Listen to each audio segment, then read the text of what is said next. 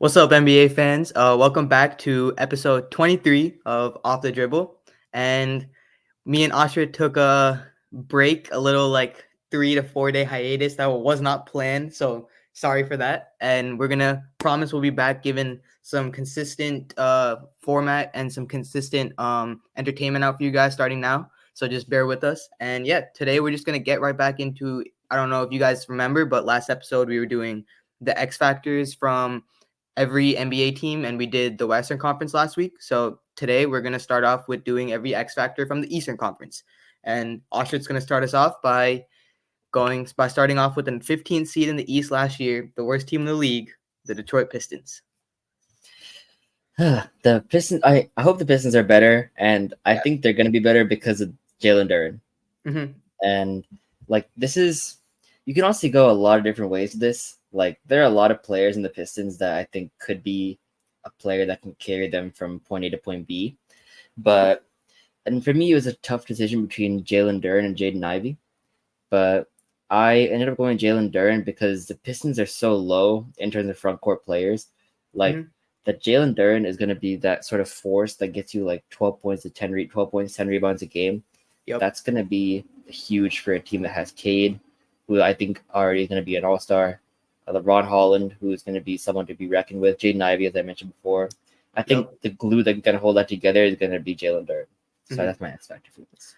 I think that's a great take. And if I remember correctly, one of your bold guarantees was that Cade would become an all-star this year. So hopefully that does come to fruition and that happens. But for me, this might be a little different. He just got acquired by the Pistons during the offseason, and that's Malik Beasley.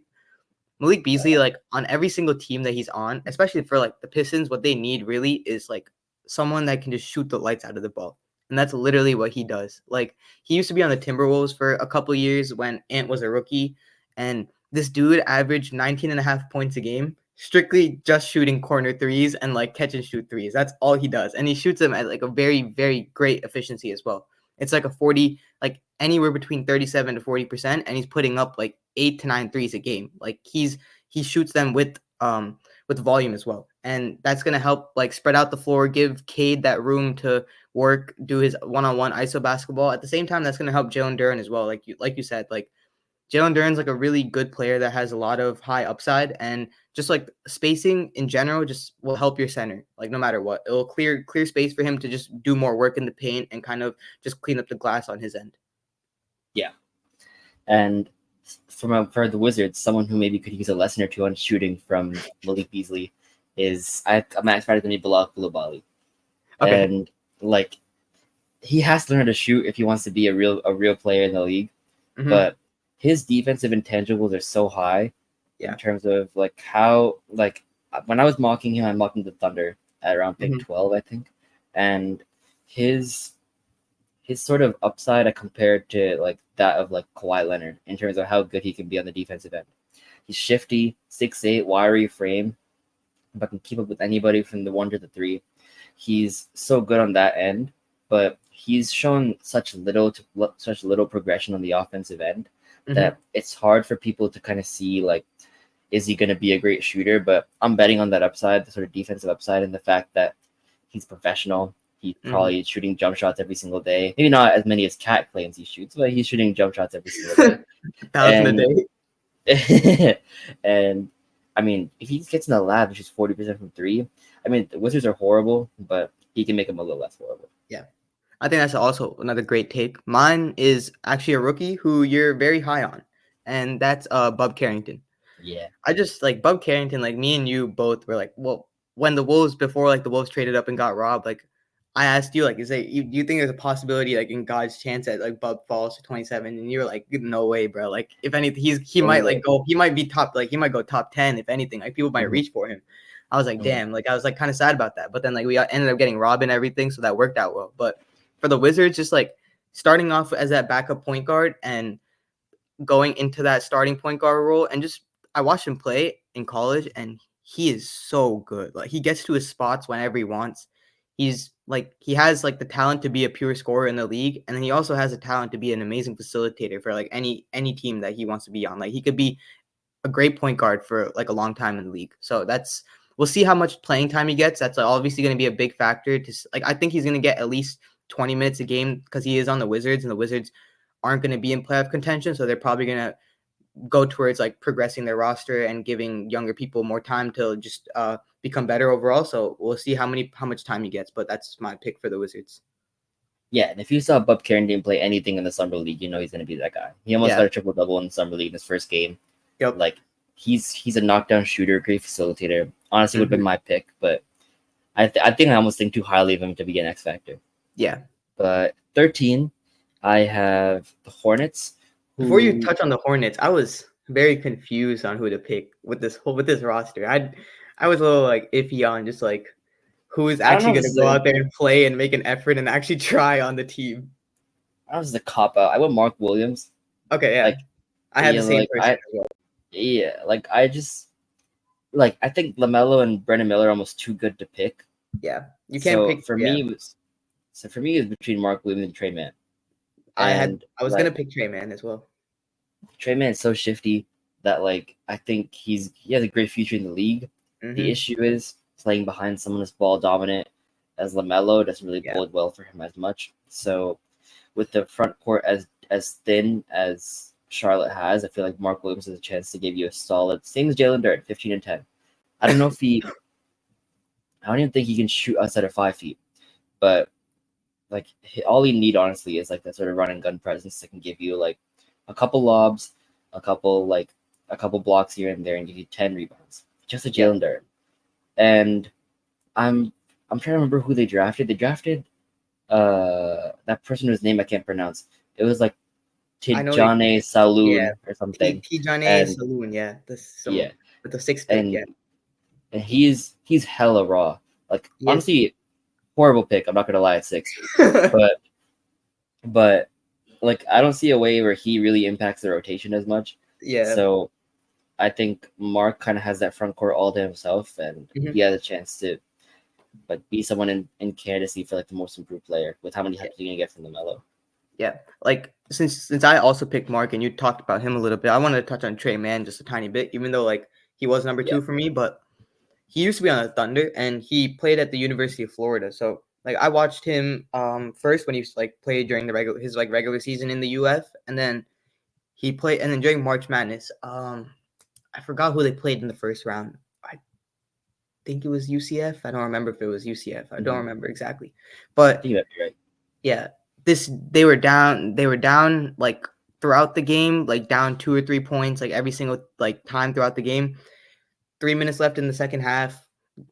He clutches up, makes a 3. They go into overtime. They're down by like 1 with like 30 or 40 seconds left in overtime, and then he goes and takes a step back 3 over the other team's center, and then he drains it, and they go on to the second round, and then he drops another 20 piece in the second round, and then they end up losing in that round. But just like after watching that game and then just seeing like again, like he got to his spots so easily in college. Like it's pretty easy to get to your spots, obviously, and it might not translate in the NBA because defenders are bigger, more athletic, they have longer arms and things like that, and they have more experience, obviously. But he's so shifty, like kind of like Rob. Like if you can create that space, that's all you really like. As long as you can get your shot off, like you're gonna have good days and bad days sometimes. But like when you have the talent like him, and he's a great shooter too. So when you can create the space and you have like the ability to make open threes and open jumpers, like he'll be in the league for a long time. And he didn't really get too much playing time on the Thunder because like obviously you had Shea, you had so much guard depth on that team. Too many guards. That he kind of like had to leave, and even like for him to just progress in his career, like he kind of had to just join another team. But like I see it all the time. Like the Thunder players are always like rooting for him and like things. Like he has a great relationship with like Shea. Shea is always like they go to each other's games and things like that. So I want to see him part of the Thunder player group chat. Yeah, exactly. Yeah, I want to see him win. I'm a big fan of his game. The thing with Trey Mann, that's probably in the past like 5 years the worst decision Sam Presti's made. Is trading Trey Mann for Gordon Hayward. Like, man, Thunder, one of the bigger Thunder accounts on Twitter, Thunder Focus, did one of those, like, you see those little grid things on Twitter where they go like best ever, worst ever, whatever. Yeah. The worst ever Thunder voted on was Gordon Hayward. Like that's when you know, bro. Bro didn't even play a full season either for the team. You don't understand how bad he was, bro. He was so bad. But Trey Mann is so good. I hope he goes to a team like the Heat. Yeah, that'd be like great. someone that can use like that sort of guard depth. But Yep. him playing behind LaMelo, I'm not sure if I like to fit that much. Yeah, But I he's don't, gonna I be a don't, great I don't player like, I don't fuck with in that that at situation. all. Yeah. All right, we're on the Nets now, right? Oh no, we are on the Raptors. Oh, we're on the Raptors. Sorry. Yeah. So for the Raptors, okay, he just got a massive contract, but I'm gonna still pick him. And I went Emmanuel quickly. Yeah, I had IQ as well. Yeah, you got it this time. I Yeah. I got the one. Well, like, I just feel like you saw it in New York when he had like the little opportunity he had as like coming off the bench. You saw like the scoring ability was there. You saw he was able to go out there, give you 20, 30 points a game. And then like when he had a bigger role on a Toronto team that was struggling, he did the same thing. Like his stats on like this last season were 17 points per game, 4 rebounds, 5 assists. And he's so fast, dude. Like he's probably one of the fastest players in the league, and his last name's like perfect for him. Quickly, like dude's like insanely fast.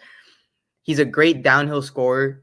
He can get to the line, and he's really good at making contested threes, which is like something you need, especially on a Toronto team that struggles. Like you have Scotty Barnes, obviously, but Scotty Barnes isn't like the player that's going to go out there and drop 30 points a game or give you that. Because when we talk about him, we say like the next step we want to see him take is be more of that one-on-one kind of score. That's kind of what that's what I said. I want to see Scotty Barnes be more consistent in that role. Because they don't because he's doesn't have the capabilities right now to do that. I feel like IQ is like Toronto's like clutch player or the player like if you need a bucket, I'm gonna give it to him. So and I just think if he can go out there next year, like he's 25 years old, he's probably in his prime right now, entering his prime right now, his prime years to play in the league. He doesn't have a bad team around him. Like maybe the Raptors could somehow go into the play in somehow. Maybe if RJ and IQ and Scotty all take another step, they can maybe sneak into the 8th seed. Like, who knows what happens. But I just want to see him take that next step to becoming like a 22, 23 point per game scorer. Yeah, I mean, if IQ hits 22, 23 points a game, I think they're more than just a play-in team. Yeah. I'm super high on Scotty. So I think if Scotty's can be that sort of like top like 15-ish player that I think he can be. Scotty, in my opinion, right now is probably one of the best like all-around players in the league. Like when it comes to defending, like hustle, rebounding, just like passing, like can do like everything on the court. Like he'll give that to you. But when you want him to just focus on like my whole thing is like focusing on scoring and being able to like carry your team on the offensive end only. That's what I want to see more. Sort of chip on your shoulder type. Yeah. Yeah. IQ is a great pick. Obviously, I had him too. Here's with the Nets. This team is so trash. I'm going down this roster, bro. I'm like, you can't pick Cam Thomas because he's too good. Like you can't pick Nick Claxton because he's like their second best player. Yeah, so like realistically, like I'm not really trying to pick Cam Johnson. I don't know if you did. Nah, mine's a little crazy, bro. It's Ben Simmons. I want Ben Simmons too, bro. Yes. Oh my. If he plays, bro. If he plays, he's their best player. So I'm like, you talk about him a little bit. I want to see hear what you have to say about him. Listen, my favorite memory of Ben Simmons, I brought up in the pod before, was when it was 2016, right after he got drafted, and Colin Cowherd said, "LeBron, we don't need you anymore because we got Ben Simmons." like that's the kind of player he was supposed to be. He was supposed to be in that Magic Johnson, LeBron sort of mold where he was like unparalleled decision making, downhill scorer, didn't really have a jump shot, but like where you expected him to sort of pick that up. That man never picked it up. He never even tried. Like he was like this. I've never seen the city of Philadelphia. Look, the last time I saw a group of people go that crazy for someone making a shot was kindergarten rec soccer, and I made my first goal. Like that arena was going crazy, and he made a corner three. Corner three, right? Yeah, like come on, like what are we doing? So like, do I have hope that Ben Simmons is going to play consistent, meaningful basketball in 2024? No, but do I think the Nets literally have like Bleacher Report picked Noah Clowney as the Nets X Factor? Who the fuck is Noah Clowney? I don't even know who that is, bro. Like so, bro, what? Who is this guy? So and 2K just rated Ben Simmons as 65 overall. He was a number 1 overall pick like 8 years ago. So like realistically, he's got to be the X factor because if he plays well, they could be like a 13 seed, but like better than like the worst team ever. I think people like forget that like when Ben Simmons is healthy, like bro is like one of the best defenders in the league as well. One of the best passers in the league too. Yeah, like every time he's played like a full season and was actually good, like he was in the defensive player of the year race like all for a majority of the season. Like he can guard 1-4, bro. He's 6. People forget, bro's built like LeBron. He's literally built like LeBron. Yeah, and he's so jacked. He's 6'10". Yeah. He's fast. He's also fast as shit. Yeah, he just has no motor, bro. Yeah, he just doesn't want to play basketball in general. Like we shall see though. I think like if he does play though, like he could improve that team. He can't carry them to the playoffs, obviously. He's not that kind of. How old is he now? He's like what? 29, 28? He would be 20. I'm thinking 27 off the top of my head. Damn. He is. My Wi-Fi is horrible. He's 28. Damn. He still got it, bro. Like he's good enough. He wasted like 3 years of his prime, but like not well. I can't argue for the fact like if you have a back injury, like that's gonna obviously stop you from playing basketball. Like yeah, I think people hate too much on the fact that like he's injured so much because he's had a back injury, and back injuries are really reoccurring. Like you can't control like even if you in a game if you move your back the slightest in the wrong way, like that injury can come back again. Like your nerves in your back and like the spinal cord and everything, like that's like a really sensitive part of your body. So being out for a year or two with a back injury, I can really understand, but like sometimes he just doesn't play because he doesn't want to play, or he just like there's a contract holdout or something. I'm like, bro, you're not that good for you to be withholding play because you want to get a contract or something. You should be going out there to prove yourself to get another contract. If anything right now, what should happen is he should be like if his contract was over, bro would probably be on like the waivers getting picked up for a vet min, and then he would have to prove himself again to get a new contract the next season after. But like he's on a he's lucky. Because the Nets are so bad that he's gonna have to get minutes whether he likes it or not. Yeah, and like he's on a chance because a lot of players when they get like super washed, like Melo or like Blake Griffin or like LaMarcus Aldridge, they had to go to like pretty solid teams and find a way to scrap minutes of a rotation that's already like built. Yep. He has a chance to build his name on a team with literally I can only name 3 people in that team. Yeah, like that team is horrible. So he has a chance to do something that not many players get to do, which is rebuild their career completely. So I don't know. We'll see. They're saying that he's going to get 20 minutes a game to start the season off. Okay. If he can show himself in 20 minutes, he can get like a $10 million contract from some other team to do it again. Yeah. Definitely. But speaking of someone who is bad at basketball for the Bulls, I have Josh Giddey as the X factor. All right, technically we're on the Hawks, but we could do the Bulls and then we'll go back to the Hawks. I thought the Hawks were 9. The Hawks are 10. The Bulls finished with a better record than the Hawks last season? Yeah. That's so embarrassing. Apparently. Oh my god. Okay, we'll do the Hawks. The Hawks are way more interesting. The Hawks, I have Dyson Daniels. Okay. That's like I think he's one of those players that I'm really excited to actually see get minutes because especially in the playoffs against the Thunder, I was really shocked they didn't use Dyson Daniels' sort of defensive versatility as like sort of cover for Herb Jones because like you obviously have Herb shadowing the best player, but no one on the team other than maybe Trey Murphy can really get you a consistent stop every other possession. But Dyson Daniels 6'8" wiry frame, similar to Bilal Coulibaly, where he has the intangibles and the measurables to get you stops on the defensive end. In the Olympics, when Dyson Daniel make a 3 every now and then, though, that's the difference. He's a better shooter, and every Australian player for some reason comes in with like a really good knack for playmaking. Yeah, like Ben Simmons did it. We're gonna talk about Josh Giddey soon. Josh Giddey did it. Joe Ingles, Patty Mills. Joe Ingles too. Yeah, exactly. Everyone comes in with a sort of vision. So LaMelo Ball, if you want to count him too. Bro did play in Australia. Yeah, like I don't know if they like prioritize passing in the NBL, but like he has that sort of vision too. Like I know the Pelicans sort of envisioned him as that sort of like point forward that can like play some defense, but also be a lead ball handler. Mm-hmm. He can provide some nice cover for Trae Young. I'm not sure who the backup point guard is in the team. I wouldn't be surprised if they gave the minutes to Dyson Daniels in that position. I think they are going to give it to him probably. And he's going to be an exciting player for Trae Young to play with, and like especially for who's the 5 on that team right now? It's going to be is it still Capella? Well, Capella's he's on the team still. Okay, so like it'd be a nice lob just to him too. Or like or like Okongwu if Capella leaves. Oh yeah. He's solid. Yeah. It'll probably be those two. But yeah, who do you have? For me, I have DeAndre Hunter. That's a good pick too. Like DeAndre Hunter isn't like talked about, and I'm gonna go back to college again. Texas Tech versus Virginia. Jarrett Culver, again, another Wolves player, drafted 6th overall in the NBA draft, same draft as DeAndre Hunter.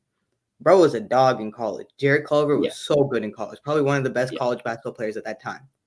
Yeah. He goes to the championship game and he gets absolutely shut down by DeAndre Hunter. And ever since that game, ever since that game, Jarrett Culver has never been the same. It's like DeAndre Hunter like just grabbed all his confidence and just threw it out the window. Like if a person can clamp you down so hard, like and has the ability to like shut you down and just take your confidence away for you the rest of your career, like you have to be a menace like defensively. And again, like I value defense a lot. And he's like the perfect 3-and-D player. Like he knows his role. He can go out there, he'll put the clamps on your best player really quietly. You won't even know it happened. Because like he doesn't talk, he doesn't like do anything crazy on the court or anything like that. The only thing is like he doesn't play too often. He always has some type of like knee injury, and it's always like a cartilage injury or like some type of like knee fluid like leaking in his like knee, where like it's kind of a lingering injury that goes on throughout the season. He gives me like Kawhi kind of vibes. Like he low-key reminds me of Kawhi, like the way he can play.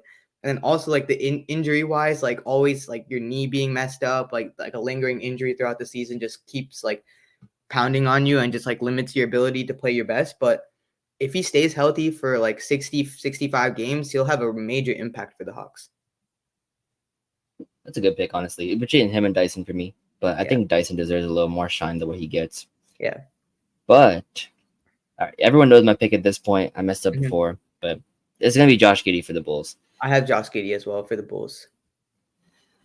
Did I get the last one? Yeah, you touch on him since you know more about him. Yeah, you're right. Listen, okay. As a Thunder fan that watched him for 82 games of a season.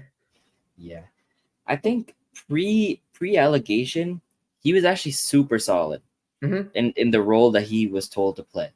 Yeah. The issue is that he needs the ball in his hands, and who's taking the ball out of Shea's hands? No one. So he had to move at some point. He was obviously the odd man out, and it only helped us. I guess I was actually scared that it wouldn't help us that he was so ass this season because people wouldn't give us value in return for him. The Bulls gave us the best role player in the league. Yeah. So like that's on them, I guess. But I think Josh is someone that, I mean, let me pull up his stats because 2 seasons ago, he was someone that I thought could really make a push. Not to expose my friend Rahul Bhatt, but he said that Josh Giddey had the potential to have a better career than Shea. Wow. Which looks really bad now. Yo, Rahul, what are you talking about, bro? That's a crazy statement. But after the second season, 16, 8, and 7. Yeah. Like you kind of see where he could be coming from. That's sort of like the next step might have been 29 and 8, and then like you're just progressing onwards out numbers from there. And I think he has the 3 youngest triple doubles in NBA history. Yep. And he did 2 of them at MSG. Like he's low-key a walking triple double at MSG. He averages a triple double there. Every time he goes to the Knicks, he plays insane. So now he gets to see him 4 times. He was always better against the Eastern Conference. He's the best sideline out of bounds passer in the league. Yep. Like there's a lot of positives for Giddey. The only issue is like I think I could beat him in the 3-point shootout, and I'm not in the NBA. So like I think in that sense he needs to improve a lot, but like he showed flashes. Like I think it was game 3 against New Orleans where he shot us back in the game. Like he has stretches and flares where he's gonna be a lot better than what like his scouting report is. So Yep. if he can improve and gain that confidence away from it, like OKC where the allegations are pretty severe, I think he could be someone that could be pretty good for them. Yeah, I think that's like the perfect scoop on him. Like I had him as well, and like those are basically my thoughts with him as well. I just feel like that whole like thing that happened with him just ruined his confidence, and probably like he lost his like willingness to play in OKC because like you have all your fans just like hating against you too, so probably loses your touch for a little bit, like wanting to play. Yeah. But moving on to Miami, who do you have for Miami? So for Miami, I have Terry Rozier. Okay, so I was between I was between three people actually because Miami's a very interesting team. I was between three people for them. Honestly, it was just Terry for me. I'm intrigued to see who you have now. Okay, But for me, it was between Terry, Khalil Ware, and Jaime. Jaime, I thought Jaime was too good. Okay, but Khalil Ware is. Did you choose him in the end? Yeah, I ended up choosing him. Yeah, he's gonna be really good. Yeah, but like you quickly touch on Terry, Terry, and then I'll touch on Khalil after. Yeah, quickly on Terry, but I love Terry, bro. By the way, he's so good. He's so good. The issue is like he's on a team that doesn't want to play in the regular season. Yeah. So I'm thinking like, okay, if Jimmy and Bam are actually motivated, he can be a really solid sort of third to fourth option on the team with Jaime. He could be a great third option. Yeah. Like not even fourth. But with that being said, like I'm the only way that he actually play well is if Jimmy actually has any motivation to play, and honestly, I'm not too high on that. So while like Terry's gonna be one of those players that sort of gives you like 15 to 16 points a game, really solid shooter, underrated athleticism, can kind of play on both ends. But I want to see more from him and how Spo is going to use him, because they didn't make any offseason acquisitions because he was supposed to be their sort of offseason acquisition. It would mean a lot to see the first like 20 or so games when he's back from injury, and then see how the offense operates after that.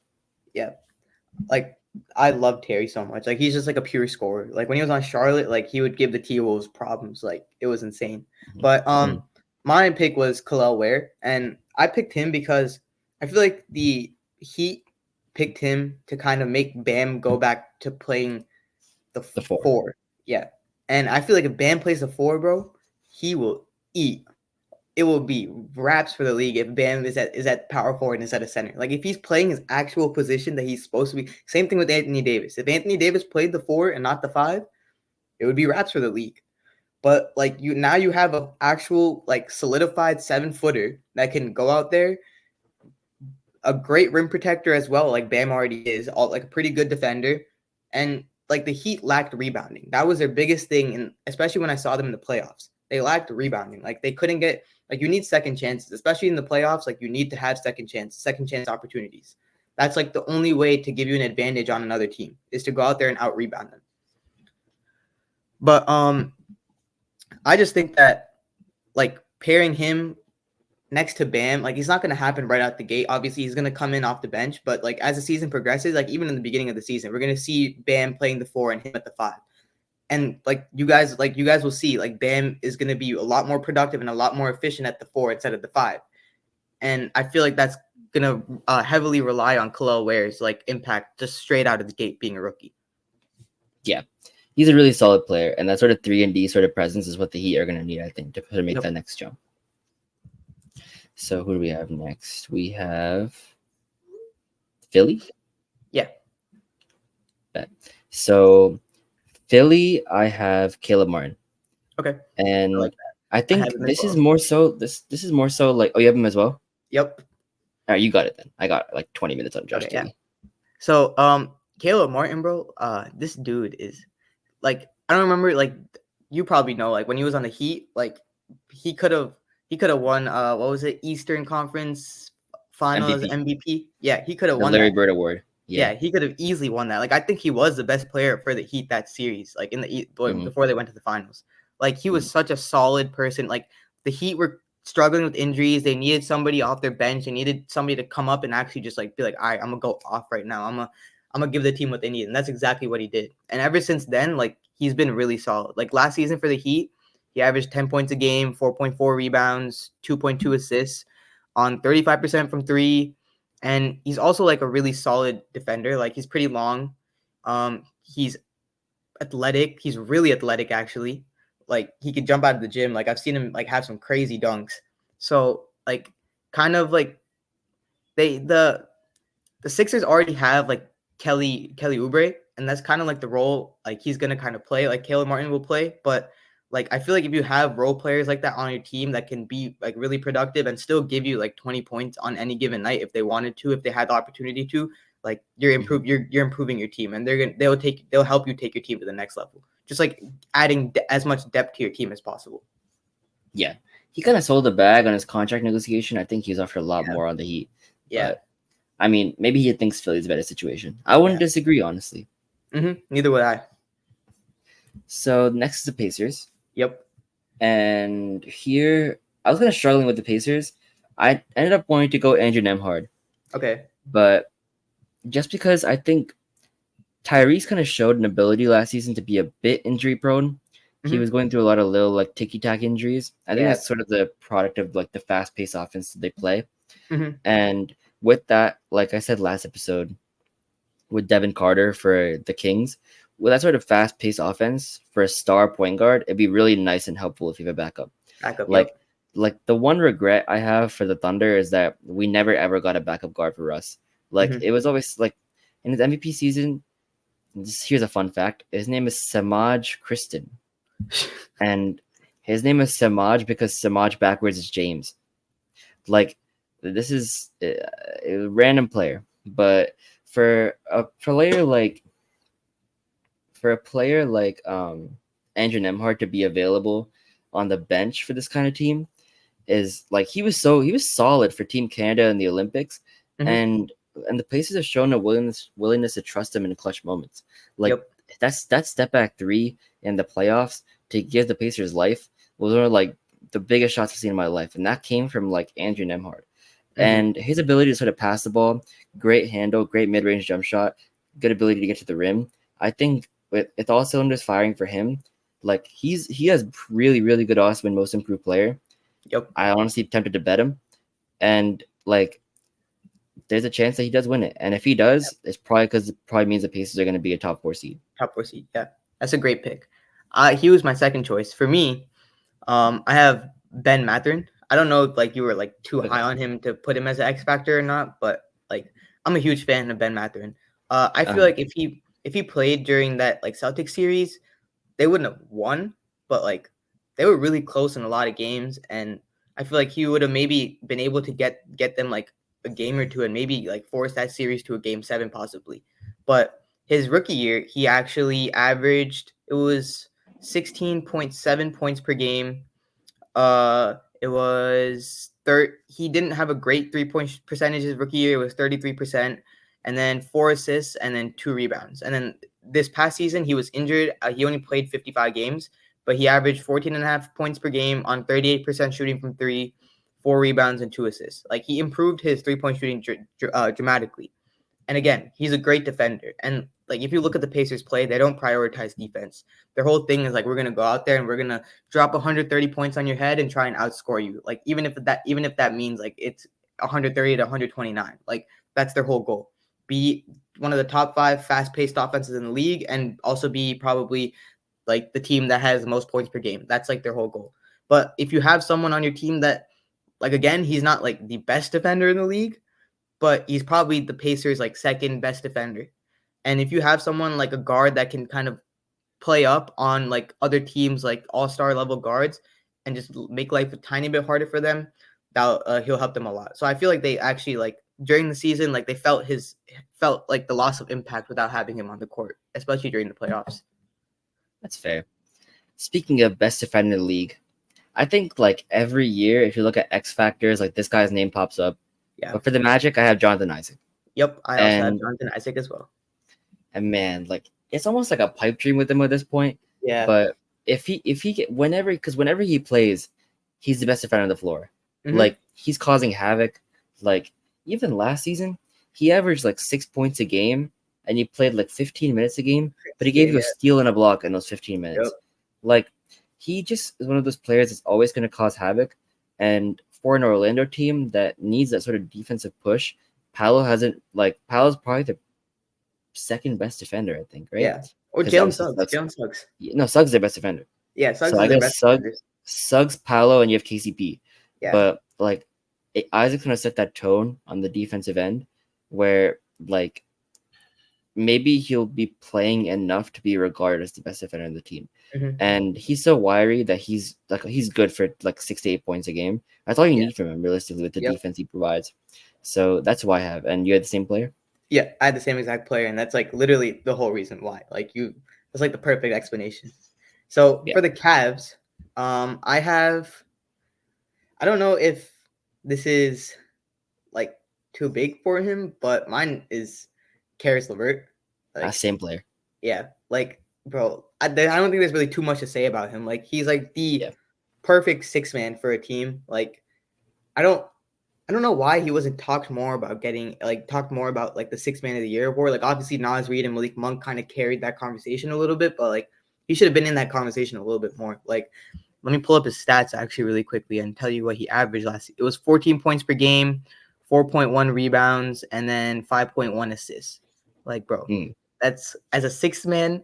Like that's literally all like you want someone to provide. Like, and you're coming in for Donovan Mitchell, so you're subbing out a 25 point per game scorer for like someone else that will come in and basically give you 25 points per game in the time span that they're playing in the game, if you know what I mean. Like if you take the ratio.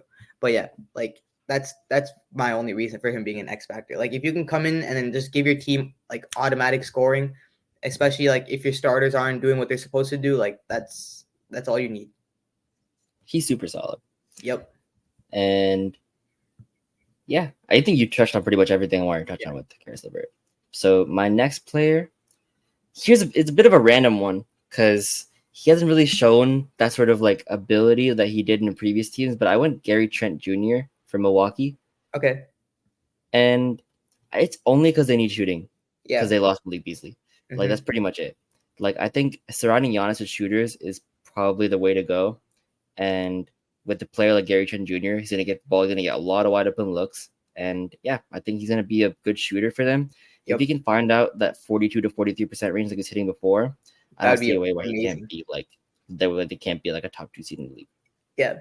For me, it's Marlon Beauchamp.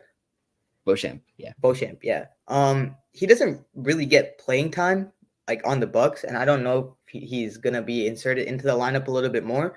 But with what I've watched, especially like even in him and like in Ignite, like he was a really interesting prospect. He is like he was a 24th pick in the draft, so he wasn't like a highly scouted prospect, but like he's 6'7", he plays like the 3 or 4. He doesn't have crazy stats. Like he only averaged like 4.4 points per game, 2 rebounds, and like an assist a game.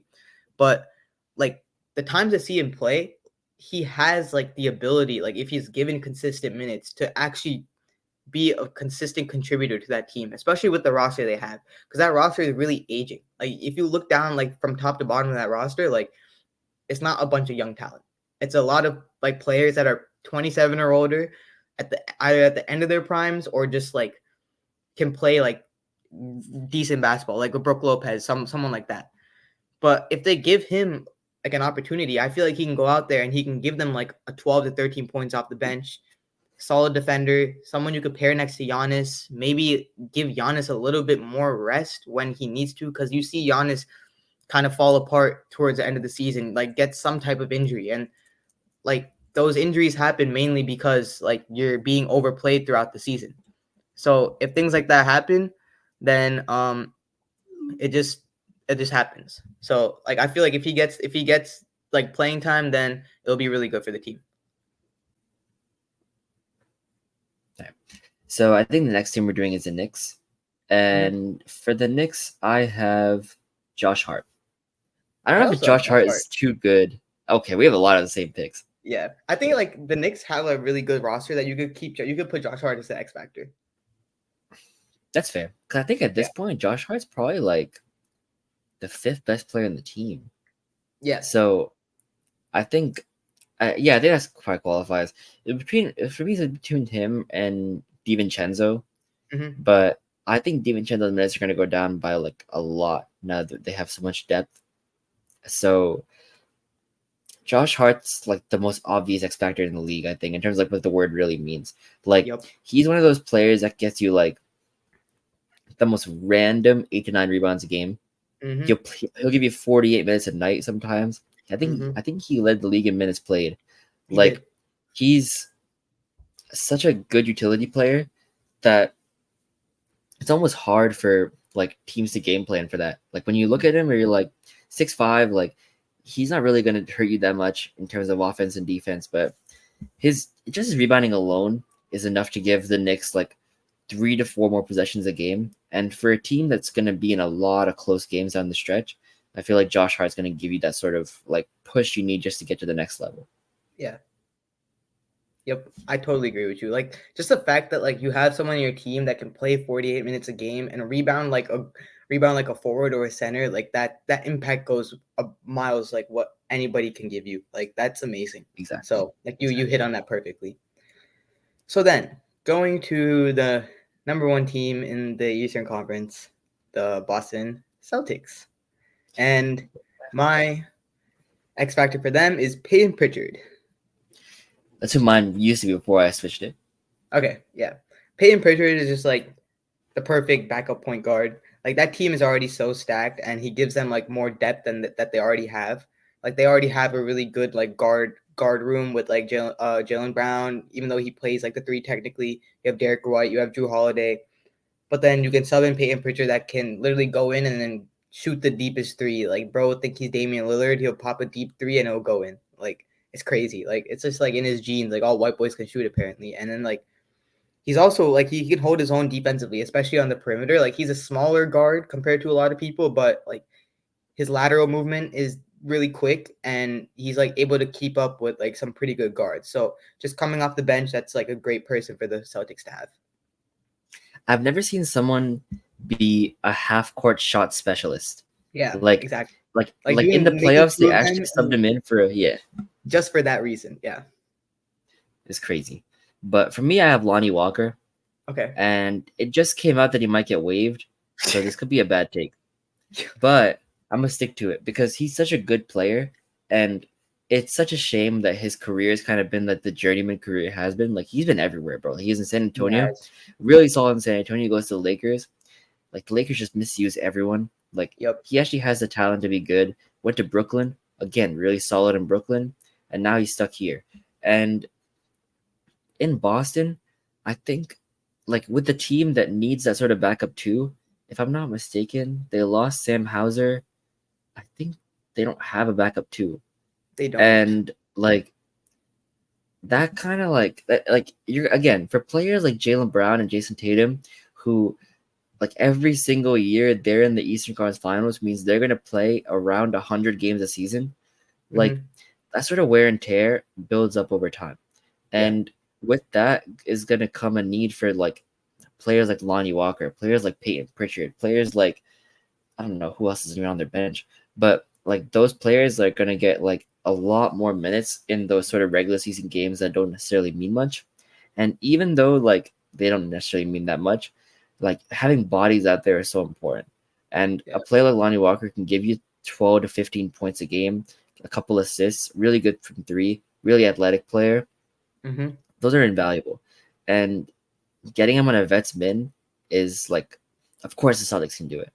So like I think he's going to be someone that if they keep is going to give them really valuable rotation minutes. Hopefully show them they have to keep him in practice, and we'll see from there. Yeah, that's a good take. Like if he doesn't get waived and he actually gets playing time, like he's been pretty solid. Like he's been a journeyman in the NBA, obviously going from team to team, hasn't really found a home. But if he can give him solid minutes and prove himself to that team, maybe he can find a home. So yeah. But that's our X factors for all 30 teams in the NBA. That is gonna end off our 23rd episode. We're gonna be coming back on Wednesday to do another episode, probably Wednesday, Thursday, because this episode is gonna be dropping on Tuesday, so probably give you guys like a day or two to like listen to this and just like listen to it and drop comments and things like that. But probably get another episode out Thursday, Friday. And yeah, we're going to get back on our grind again. We had just moved into college, both of us, like the last 2 weeks. So it's been pretty crazy, but we've been trying our best. We did put out one episode last week, couldn't get the second one out. But from now on, we're gonna be on top of our shit. So stay tuned, keep showing some love, keep sharing your thoughts in the comments, drop some hot takes, and yeah, stay tuned for our next episode. And peace. Peace.